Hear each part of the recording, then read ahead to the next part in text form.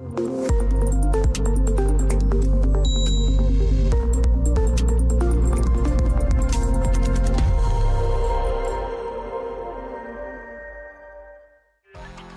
көңілінен шығу қиын ба? Дәл маған салса оңай шаруа емес сияқты.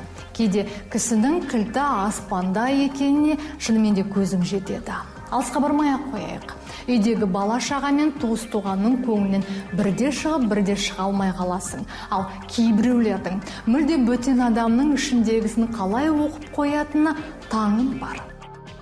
Бұған сірә адамның психологиясы да жатық болу керек шығар. Ең қызығы, қазір адамға қызмет етуді үйрететін жолдары да бар екен. Армысыздар. Біз бүгін аты жаңа, заты таныс отандық сервис туралы бірер сөз қозғамақпыз.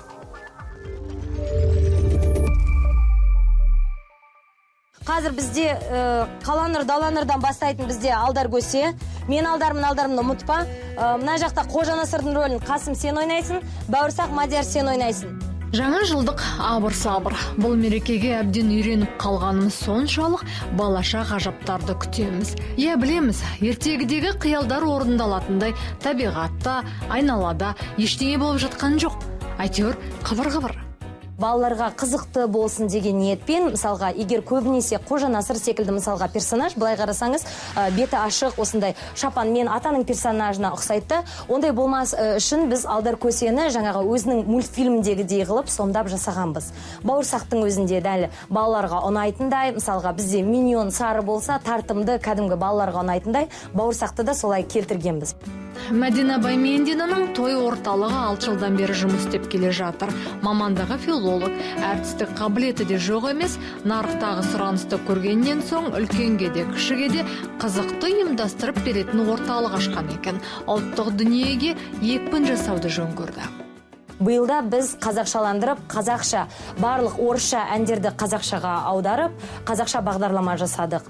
Сол енді қазақша бағдарлама бойынша қазақша тілде ұлттық персонаждармен де балаларға арналған таңдық бағдарламалар болады. Көбінесе мемлекеттік балабақшалар алады. Сосын жаңағы наурызда ғана сұраныс болатыніне қазір жаңа жылға да сұраныс болып жатыр.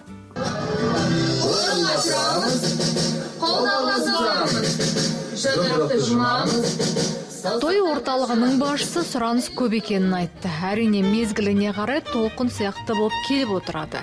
Мереке қарсаңы не жаз айлары, ол кезде аптаның 7 күнінде де тыным жоқ көрінеді. Халық не сұрайды дейсіздер ғой?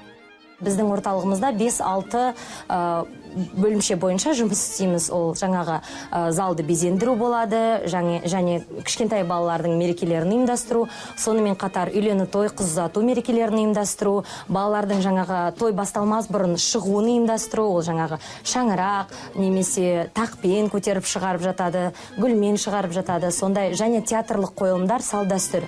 Әлеуметтік жағдайымыздың жақсарғаннан көрінсін, той думанға қатыстының бәрін сұрайды екен. Ал той дегенде қазақ аянып қалсын ба?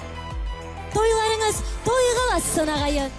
Байқасаңыздар, қазір той орталығы, ивент студия дегендер көбейді.